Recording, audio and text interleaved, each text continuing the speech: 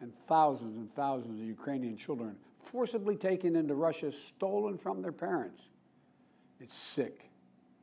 Hamas and Putin represent different threats, but they share this in common. They both want to completely annihilate a neighboring democracy, completely annihilate it. Hamas' stated purpose for existing is the destruction of the state of Israel and the murder of Jewish people. Hamas does not represent the Palestinian people.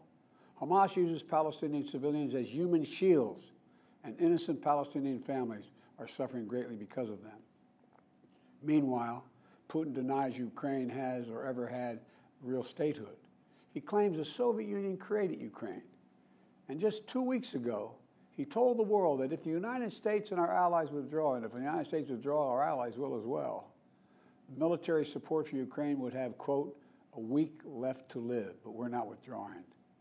I know these conflicts can seem far away, and it's natural to ask, why does this matter to America? So let me share with you why making sure Israel and Ukraine succeed is vital for America's national security.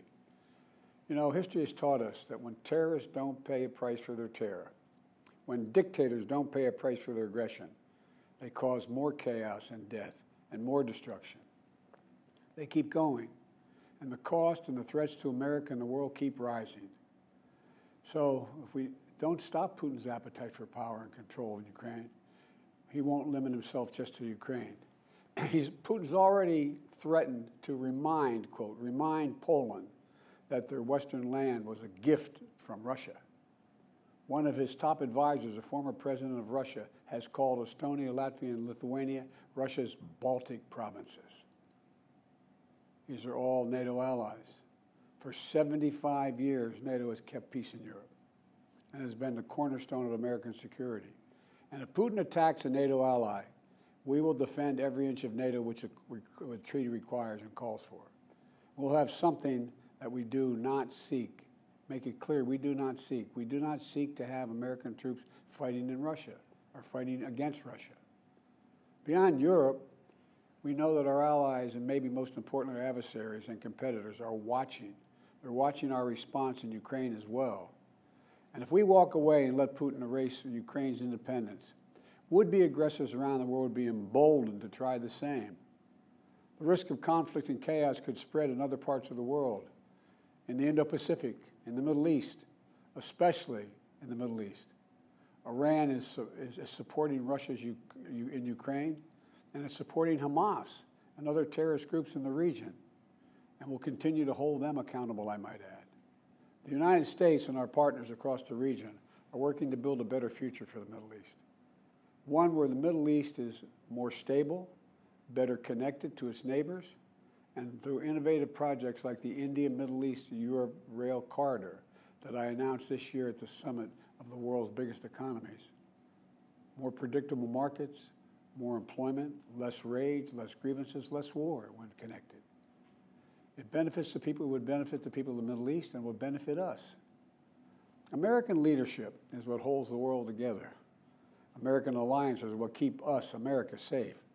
American values are what make us a partner that other nations want to work with. To put all that at risk, if we walk away from Ukraine, if we turn our backs on Israel, it's just not worth it. That's why tomorrow I'm going to send to Congress an urgent budget request to fund America's national security needs, to support our critical partners, including Israel and Ukraine, is a smart investment that's going to pay dividends for American security for generations. Help us keep American troops out of harm's way. Help us build a world that is safer, more peaceful, more prosperous for our children and grandchildren. In Israel, we must make sure that they have what they need to protect their people today and always.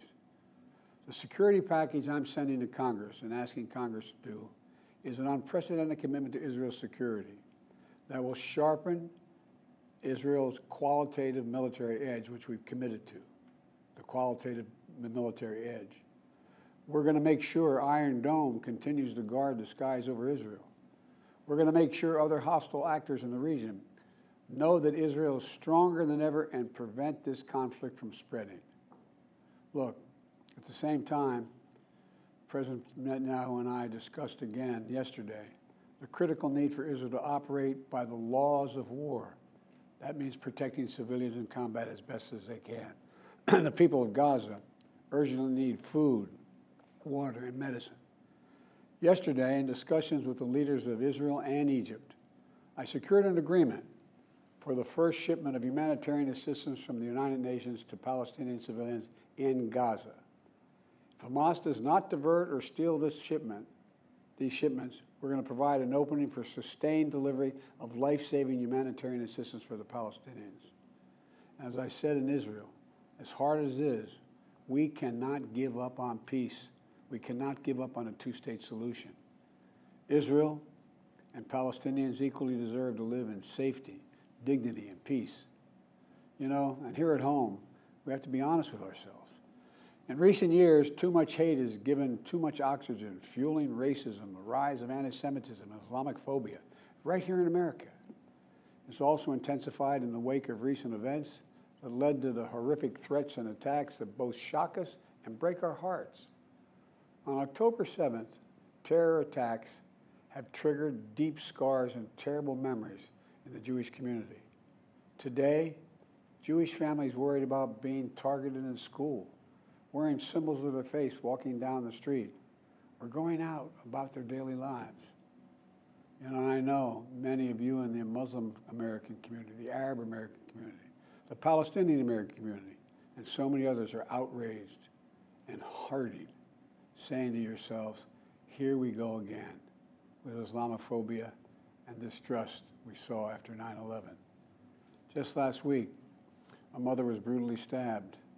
A little boy, here in the United States, a little boy who just turned 6 years old was murdered in their home outside of Chicago. His name was Wadiha, a proud American, a proud Palestinian American family. We can't stand by and stand silent when this happens. We must, without equivocation, denounce anti-Semitism. We must also, without equivocation, denounce Islamophobia. And to all you hurting, those of you hurting, I want you to know I see you. You belong. And I want to say this to you. You're all America. You're all America. This is in a moment, you know, in moments like these, when fear and suspicion, anger and rage run hard, that we have to work harder than ever to hold on to the values that make us who we are. We're a nation of religious freedom, freedom of expression.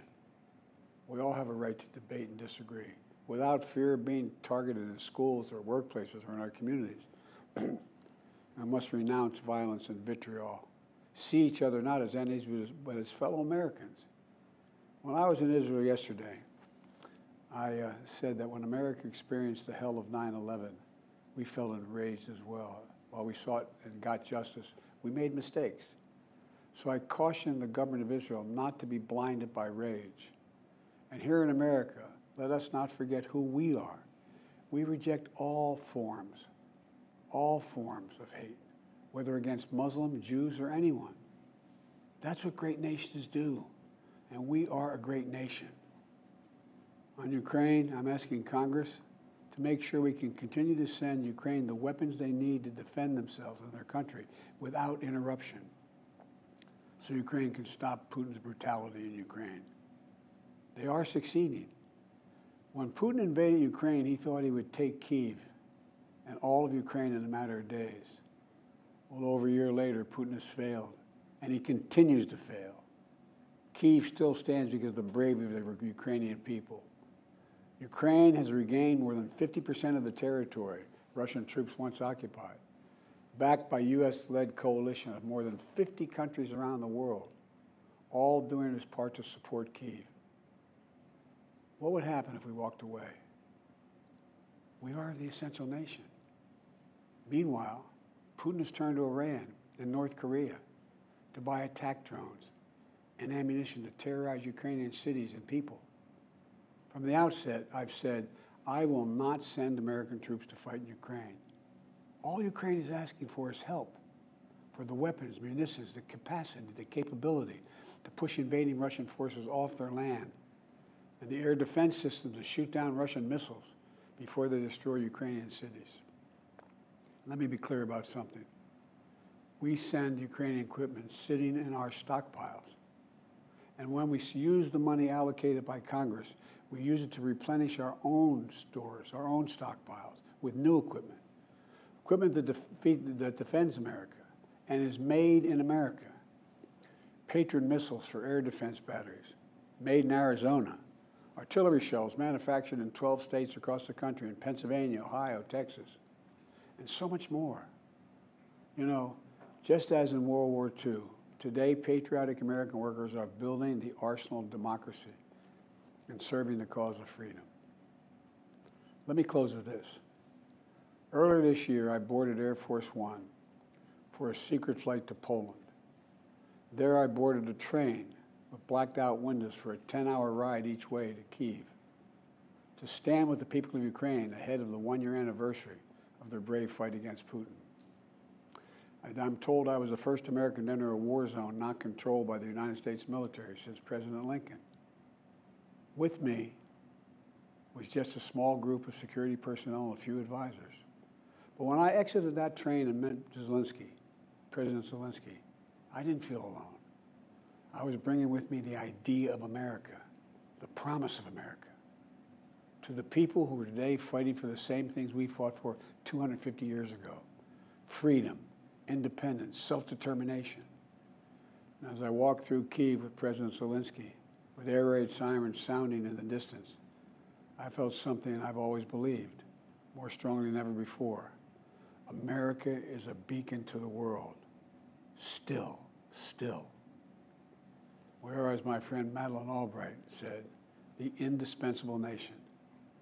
Tonight there are innocent people all over the world who hope because of us, who believe in a better life because of us, who are desperate not to be forgotten by us, and are waiting for us. But time is of the essence. I know we have our divisions at home. We have to get past them. We can't let petty, partisan, angry politics get in the way of our responsibilities as a great nation. We cannot and will not let terrorists like Hamas and tyrants like Putin win. I refuse to let that happen. In moments like these, we have to remember who we are. We are the United States of America. The United States of America. And there is nothing beyond our capacity if we do it together. My fellow Americans, thank you for your time. May God bless you all, and may God protect our troops.